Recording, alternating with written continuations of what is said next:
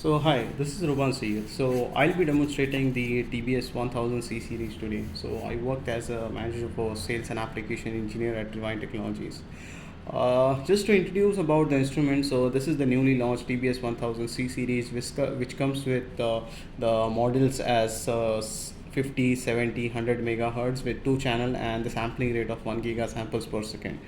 The record length of this instrument is around 20 kilopoints, which has been enhanced as by the previous TBS 1000B series model, and some of the features are being incorporated as the coarse and fine adjustment, then saving the waveforms, then zoom capabilities, and a new trigger which is included over here, which is the run trigger. So I'll guide you throughout this video to understand how this instrument works and how you can utilize it as per your requirement. So currently we have connected both the signals to the compensation signal, which is at this point over here. So this signal will be generally a 5-volt signal with 1 kilohertz frequency. So as soon as I connect the signal, you can see there is a slight change in the screen. So this means the signal is getting captured and it is being displayed. Now I need to set the signal, like I need to stabilize the signal. Okay, so in order to stabilize the signal, I need to adjust the volts per division, times per division accordingly, and the trigger settings as well, such that my signal should be stable on the screen, and I should be able to get the signal in a very good and stable form. So in this case, I'll just adjust the times per division. You can see over here, I'll adjust the volts per division. Okay, sometimes it may happen the trigger level which is there, so it is not at the desired level. So because of that, you can see that there is like the signal is moving very fast. So trigger generally defines where the signal is starting and where the signal is stopping. So in this case, I'll just use the trigger over here to set to 50% of the the on the rising edge, so that it will be triggering from this point. So you can see this is the horizontal trigger and this is the vertical trigger, where this both point interact. At that point the triggering happens. So you can see if I change this, the trigger goes to this right side. If I change it upwards, then it goes to the left side. So this defines where your signal is going to start. And if I press this button, this one, so it will automatically set the trigger to 50%. Okay, so it is already mentioned over here, push to set to 50%. So once you set this trigger over here, you can see I am able to see a good clear signal without any instability. Okay, so this is the vertical setting, horizontal setting, trigger setting, and some utility related settings which is applicable over here. So in this case, first of all, I'll guide you through the channel 1 setting. So you can change the position by using this knob. You can see I can change it by using it. I can set it to 0%. I can change it by using this knob as well. There is an offset, so I can add a DC offset to my signal. Then there is this probe setup. So currently we are using a voltage probe with 10x attenuation. So you can see, like it is mentioned on the probe itself, this is a 10x probe. So that is the reason like we have set it as a 10x probe over here. So once we have set the attenuation, automatically like whatever voltage we are taking over here, so from this point to this point the voltage gets divided by 10, and then we are reconverting it, like multiplying it by 10, and we are able to get the actual signal over here.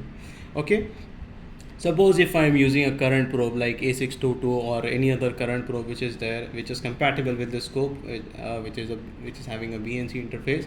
So in this case, like you can see, like I'll be using the measure current function yes over here, and whatever the probe setup is there, like suppose you have a probe of 100 millivolt per ampere, 110 millivolt per ampere, accordingly you can do the settings at this point over here, and you will be able to get the exact current value in terms of the whatever current you are getting. Okay, so this is how you can do the probe setting which is there.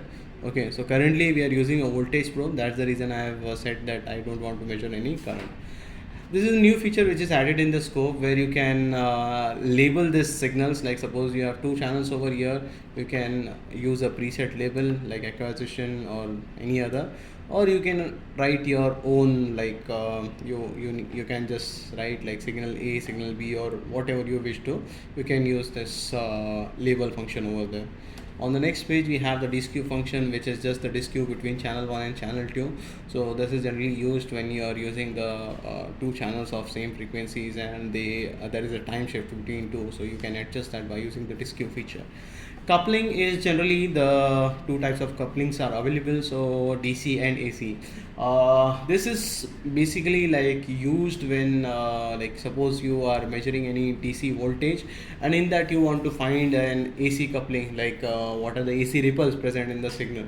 So you can just change the coupling from DC to AC. So in DC you will be getting DC offset plus AC signal, but whenever you are using the AC coupling, so in that case only the AC component will be present, DC offset will be removed off.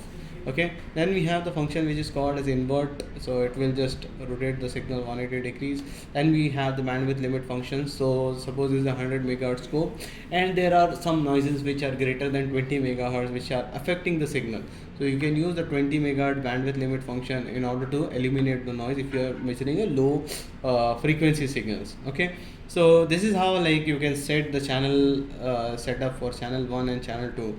So you can see a new feature which has been added over here. This is having a very coarse adjustment, but when you go to function and change it to fine, now you can see the change in this. So you can adjust this in fine adjustment as well. Okay, so this is how like this new one more feature has been added in the TBS 1000C series. The same setup is applicable for channel 2 as well. Then we have the math function where you can select the source as channel 1, channel 2. You can do the operation as addition, subtraction and multiplication. You can add some label if required, and you can change the position and scale by using this function over there. So this is how you can use the math function. Okay, then we have the fast Fourier transform. Fast Fourier transform is generally the spectrum view of whatever signal which you are measuring. This is related to the signal what you are applying in this scenario over here. So it is related to channel 1. So we have selected source as channel 1, vertical units, window type. Now we can use this horizontal setup to do the settings. We suppose this is a 1 kilohertz signal, so we'll just go to the initial stage where the signal is somewhere around 1 kilohertz. Okay,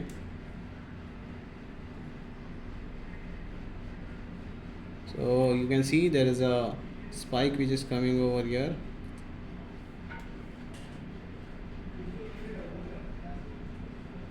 You can see like this is the spectrum what we are getting over here.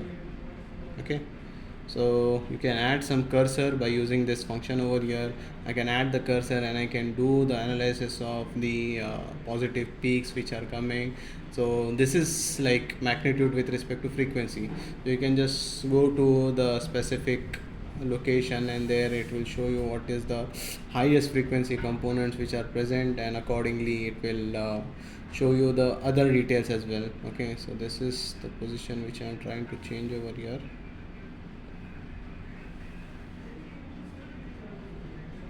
Okay, so this is how you can do the FFT analysis. So currently we don't need this FFT analysis. I'll just use the auto set function. So this is one of the function which is very much helpful if you want to automatically measure the volts per, like automatically set the volts per division, times per division, and other things as well. Okay, so this is the auto set function which we can use over here. Then we have the acquisition modes which are available. Okay, so there is something new interesting which I will be showing over here. So suppose like so this will be the importance of the record length, why it is so much important, so that like you will get an idea why you should select a higher record length. Okay, so now I am taking some data which is which is having more times per division scale. The total data is of 20 millisecond, and I am looking into some 2 milliseconds of range. So you can see over here the signal which I am able to see in this case is somewhere distorted, because the record length what we have selected over here is 2000 points. Okay, So in this case I can change this record length, so I'll just change it to 20 kilo points. You will be able to see, I will be able to get the clear detail of signal by using this higher record length. Okay, apart from this we have acquisition modes as well. So there are various modes like sample mode, peak detect mode, high resolution mode and averaging mode. So this high resolution mode is newly incorporated in the TBS1000C series, which was not present in the 1000B series. Okay, so you can see this is how the high resolution mode looks like. It eliminates all the noises in the signal and you will be getting a very sharp spike, sharp signals in this scenario. You can use the delay function, so the signal will start from this point. So this is generally the 10%, 50% of the waveform display type. Then we have the persistence. So generally people use this as jitter analysis purpose as well. So they set this persistence to infinite over here and they try to take some data like by setting the volts per division over here, and they use the triggering as the okay, so we have only the rising or falling edge over here. So some of the cases like people use this as this persistence, and they do it with the like they use it as a what we call this as jitter analysis purpose as well. Okay, apart from this we have the XY display mode, so in which suppose we have connected two channels with different frequencies, then at that time we'll be getting a Lessage's figure which will be helpful to determine like what is the phase shift between the two channels. Okay, so this is how this thing works in the acquisition modes. Okay, currently we don't need the second channel. Then we have the trigger menu. So there are various types of trigger: edge, pulse width, runt. So previously we had only the edge triggering, video triggering and some basic triggering was there, but here runt is included and pulse width is included. So you can do triggering on runt pulses as well, like suppose there is a short amplitude signal which is present in the complete stream, so you can trigger on that specific that specific current which is coming, or you can use the pulse width triggering, in which suppose you have a stream of pulses in which one of the pulses shorter in time scale, so you can trigger on that specific pulse as well. You can trigger on the rising edge, the falling edge. So there are the different settings which are applicable over here. Then we have the trigger mode and hold off, which is auto, normal. So in this case generally like suppose in auto mode, if I remove this, the signal will go to 0. In normal mode, till the time the next trigger comes, it will be in that same position. You can see like if I remove this, it will be in this position until and unless I give it the next trigger. Once you give the next trigger, it will start acquiring that. So this is how it works. And when we go in the auto mode, which is untriggered mode, so in this case suppose if I remove that, the signal will go to the ground over here. Same like I can just press this to set it to 50%. Then we have the cursors. So cursors these are time cursors. So we can use this knob to rotate the cursors. We can press it and you select the second cursor. So cursor A, cursor B. Same we have for amplitude. Cursor for amplitude, which will show the delta between the high and low cursors. Then we have the screen cursor. So in this we will be able to get all 4 type of cursors. So generally like many of them, they have this type of requirement where all 4 cursors are required on the screen at a time. So this is how the cursor works in this 1000C series. Then this zoom feature is like something new. You can zoom into any of the part and you can like, so pan and zoom function is also available in the 1000C series, which was not available previously in TBS1000B series. Then we have the measurement function. So these are the automated measurements which you can add in the display.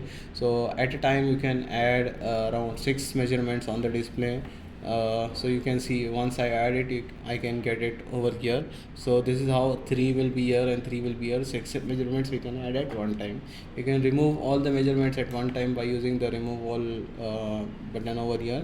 Then in measure we have the option where we can change the reference level, change the gating, then we can, so there are various settings available. What are the reference levels, we can reset it. What is the gating, whether it is between cursors, whether it is between screen, so you can just use these features which are very much helpful in terms of different applications.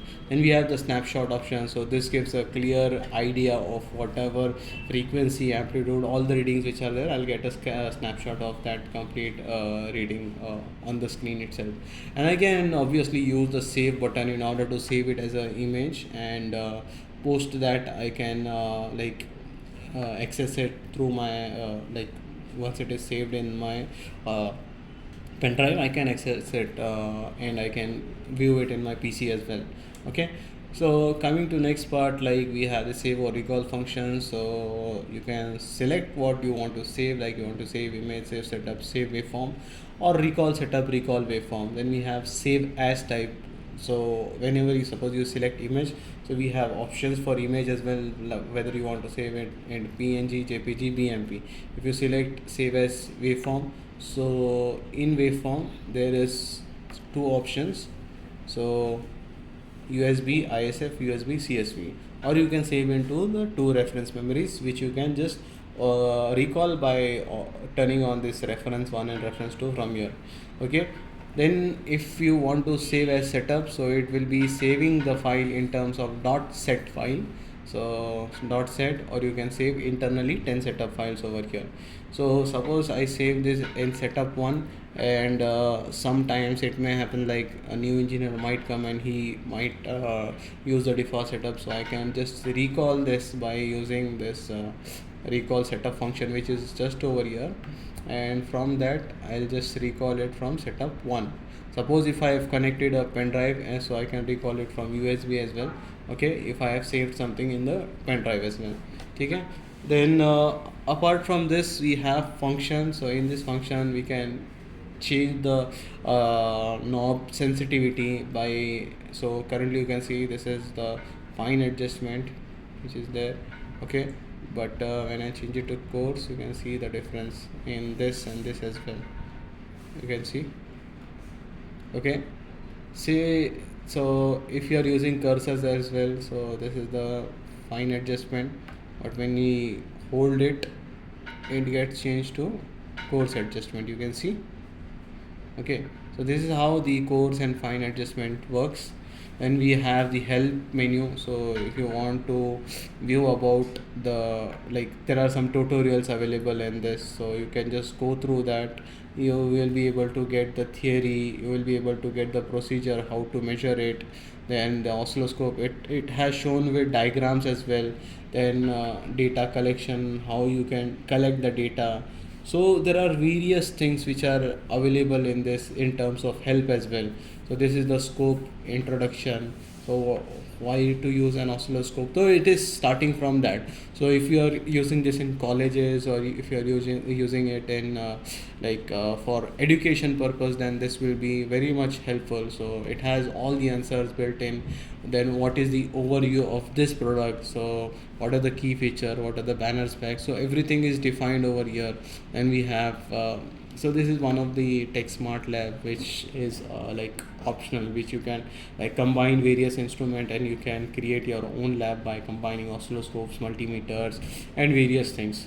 Okay, then in help menu we have help everywhere as well. So set all to on, set all to off. So there are various things available. Okay, then in utilities you can change the language. So this is the scope which has various language, so as per your requirement you can change the language. Then we have the calibration and diagnostics. So in this you can use the signal path compensation, which is there. Then so generally this is used for compensating the heat offsets which are available, which happens due to temperature drift or the humidity drift and many other things. And we have the configuration. So whether you want to connect this with USB or what is the system status. So in this you will be able to get the complete details. Suppose you are in school or college and you don't want the students to use the auto set function, so you can just enable or disable this by entering a password, and they won't be accessible, auto set will be disabled or cursors will be disabled. Okay, Then other settings are there, like if you want to upgrade the firmware, you want to erase the scope memory, then you want to change the date and time. So various things are available. Apart from this, so this is the one of the function where you can, by using this, you can run or stop this. Okay. Then we have this single sequence function. Okay, so currently you can see like whatever like first trigger it captures, so this is called a single shot. Okay, so if I press this, you can see this is whatever first trigger it captures, it will stop the signal on the screen itself. But when I change this to 40 millisecond, I press this, so in this case like if I don't have this connected, still it will like search for the trigger, and whenever you give any trigger, it will like capture it and it will show you over there. So this is how, suppose if there is any glitch or something coming in the signal, so you can just verify it, and you can like do the measurement with the help of this. So suppose I have like a glitch coming in between, so I can just use it like this. Okay, so this is how the single sequence works in the TBS1000C. It has the USB provision in front, so you can connect a pen drive over here, you can save the data, you can like transfer the data from USB to this device as well. In the back panel you can see like we have a provision to connect the USB host port as well. So this was the basic introduction and working of the TBS1000C series oscilloscope. Hope this video was informative and was useful for you, and please do like, share and subscribe to my channel. Thank you.